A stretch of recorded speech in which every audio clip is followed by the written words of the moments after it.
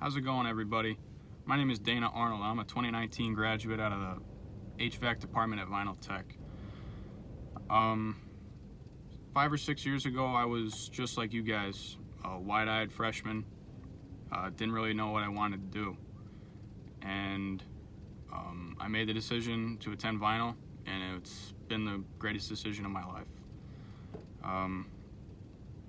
Since graduation, I continued my work-based learning job.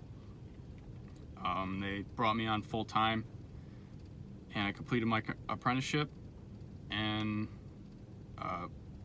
obtained my license. So now I'm a 19-year-old licensed journeyman in the state of Connecticut, with a take-home service van that I get to drive to work, back from work, wherever I want, for the most part.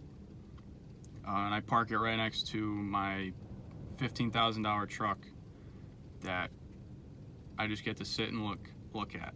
Don't even have to drive it every day. So, Vinyl's given me a career, and it's given me a future. And if you're willing to put in the work and make a name for yourself, the same could go for all of you. So I would recommend Vinyl to anyone who asks, because there's something for everybody. So, thank you guys. Take care.